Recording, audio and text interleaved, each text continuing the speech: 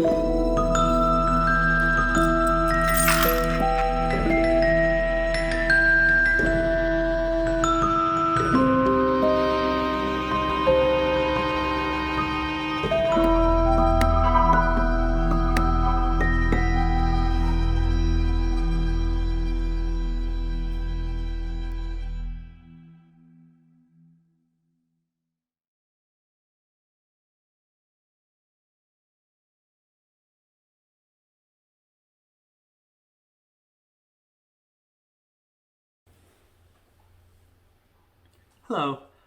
I am here to read you the oldest known written copy that we have of the legend of Stingy Jack. This comes from the Dublin Penny Journal of October the 31st, 1835. The legend is thought to date back a century prior to that, but this is the oldest written account that I was able to find. Once upon a time there lived a man whose natural disposition was churlish and morose, and the sparetics of whose soul had not been softened down by the influence of a knowledge of God, and his acquirements in the things of this world did not much exceed the narrow skill which enabled him to cultivate the farm on which he lived. He was known throughout the country for his unsocial manners. His blazing hearth never cheered the wayworn stranger, and the repulsed beggar never again sought his inhospitable door. In short, he lived the reproach of humanity, and his name was a byword in the land. Jack, for so this churl was named, was returning home one night from a neighboring fair, when, as he approached a dark and rapid stream at a particular ford, which the imagination of the people of that time had associated with some tales of murder and superstition, he heard a groan that, to his fancy, proceeded from some tortured spirit. He suddenly drew in the mare on which he rode. All the horrid tales recorded of that dark land rushed to his memory, and as a second and a third sound of agony smote his ear, his bristling hair stood erect, the cold beads of dismay oozed at every pore, nor did the whiskey which he quaffed that evening in his own sordid way prevent the current of his blood from freezing at his very heart.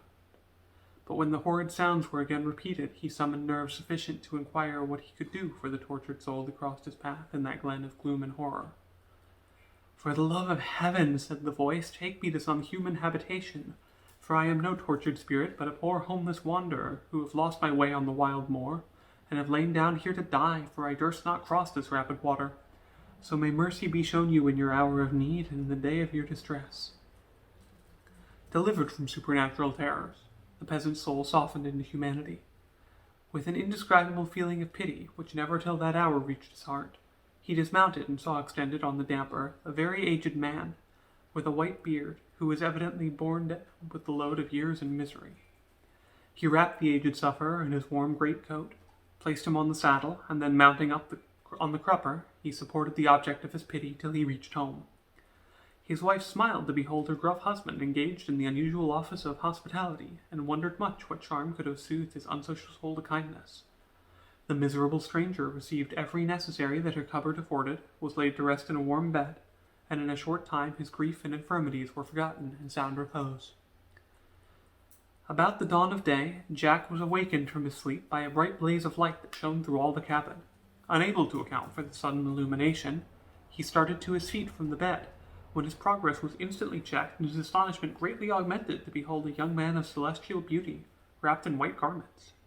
His shoulders were furnished with wings, the plumage of which exceeded in whiteness the down of swans, and as he spoke, his words stole like the note of a heavenly harp to the soul of the wandering cottager.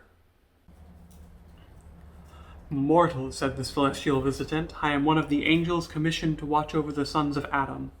I heard thy brethren exclaim against thy unsocial temper, and utter disregard of the sacred virtue of hospitality, but I find that some generous seeds of virtue have lain uncultivated with thee. In me thou beholdest the miserable senior whom thy generous humanity relieved. I have shared thy frugal fare and lowly bed. My blessing shall remain with thy house, but to thyself in particular I bestow 3 wishes. Then freely ask, as I shall freely give. May wisdom bound the desire of thy soul." Jack paused for a moment, and then said, "There's a sycamore tree before the door, fair and wide-spreading, but every passer-by must pluck a bough from it. Grant that everyone touching it with such intent may cling to the tree till I release him. Secondly, I do wish that any person who sits in my elbow chair may never be able to leave it, nor the chair to leave the ground without my consent. There's a wooden box on the wall. I keep it to hold the thread and awls and hammer with which I mend my brogues. But the moment I turn my back, every clown comes here cobbling for himself. My third request is that the person who puts his hand into the box might not withdraw it, and that the box may stick to the wall during my pleasure. My wishes are ended. The angel sighed as he granted the boon, and the legend further adds that Jack was from that hour excluded from all hope of heaven, because he had eternal happiness within his wish and neglected to secure the vast gift. But the angel's blessing remained with his house, his children were many, and his crops and cattle throve with yearly increase. In 20 years after, as Jack sat one evening in his elbow chair, musing on his earthly affairs, a strange and unearthly smell of brimstone assailed his nose. And when he turned round to ascertain the cause, the appearance of a tall, dark-looking being, graced with a pair of horns, a clove foot, and a long tail which he carried rather genteelly tucked under his arm, further increased his astonishment. The stranger immediately opened his message, mentioned Jack's exclusion from heaven, and spoke of his infernal master's anxiety to see him speedily at his own hot home. When Jack heard these awful tidings, he repressed every symptom of alarm, and starting to his feet, bid the stranger welcome. "I hope," he continued, "your honour won't be above sitting in the elbow chair and tasting a drop of poteen this cold evening while I put on my Sunday clothes." The demon complied. "There," said his host, "is a real drop of the native. The Sora Gouger ever set his ugly face on it." "Why then would your honour tell me if you have and gougers in your native place?" "We have lots of them," replied he of the clove hoof, "but we give them other employment than still hunting. But come, the road is long and we must away." So saying, he motioned to leave his seat, but found himself immovably fixed therein, while the guileful mortal set his flail to work on his captive enemy. Vain every entreaty for mercy, in vain he kicked and flung his arms around. The swift descending instrument of vengeance smashed every bone in his skin, and it was only when exhausted and unable to prosecute his task that he consented to liberate the miserable being, on his solemn oath that he would never more visit this upper world on a similar errand. Satan has more than one courier to do his errands. A second messenger, provided with the necessary instruction for shunning the fatal chair and flail, was dispatched to fetch the doomed mortal, who was ruminating next day on the adventure of the preceding evening, when the latch was raised and a stranger cautiously entered. When he explained his business, Jack requested that he would be seated, and expressed his willingness to depart when he had put a stitch or two in his old brogue. The courier was too cautious, and declined to sit, but Jack took the chair, pulled off his broken shoe, and requested the demon to hand him an awl from the small box. The infernal visitant obeyed, but found that he could neither withdraw his hand nor remove the box from the wall.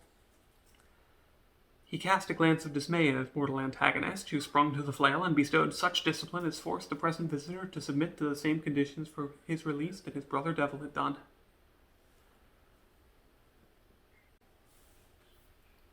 It is said that his sable majesty was greatly surprised at the discomfiture of his two trusty messengers, and, like a skilful general, he resolved to go in person and explore the enemy's camp.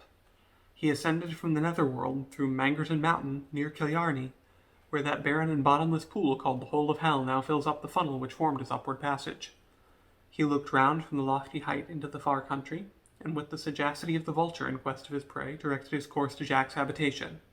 It was a sunny morning, and a heavy frost of some days' continuance had congealed all the waters, and rendered the surface of the land hard and slippery. Aware of Jack's wiles, he rapped at the door, and in a voice of thunder bid the miserable mortal come forth. "I will go whithersoever your lordship commands me," he answered, awed by the threatening voice and formidable manner of a summoner. "But the road is slippery, and you will permit me in to fetch my cane. Besides, I would wish to kiss my wife and little ones before I go." The fiend was inexorable, and urged the wretched being on before him. "If I walk without the support of a stick," he resumed, hobbling on before his captor, "I shall speedily break my bones, and if there are no carmen on the road to hell, how would your lordship wish to fetch my carcass on your princely shoulders? Oh, that I had even a bough from yonder sycamore to support my poor old limbs." To stay his murmuring, and furnish the desired support, Satan laid hold on a fair branch of the tree, but immediately found that he was unable either to break the bough or quit his hold, and Jack, with a yell of joy, returned to fetch his favorite flail. In the words of the legend, whoever would come from the remote ends of the earth to hear the most fearful howlings, occasioned by the most dreadful castigation, would here have ample gratification. Jack broke his 3 best flails on the occasion, and though the miserable fiend cried loudly for mercy, he continued his toil till the going down of the sun, when on his promising neither to seek Jack on earth, or permit his entrance into hell, the archfiend was released, and the fortunate man retired to rest, more fatigued from that day's thrashing than ever he had been before. Our story draws near its close. Jack, with all his skill, could not baffle the assault of death. He paid the debt of nature, but when his soul was dismissed to its final residence, the porter at the gate of the infernal region stoutly denied him admittance.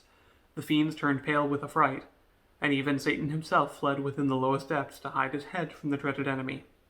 Then, because he was unfit for heaven, and that hell refused to take him, he was decreed to walk the earth with a lantern to light him on his nightly way till the day of judgment. Such, reader, is the legend relative to Jack o' the Lantern, commonly believed by the peasantry in many districts of Ireland.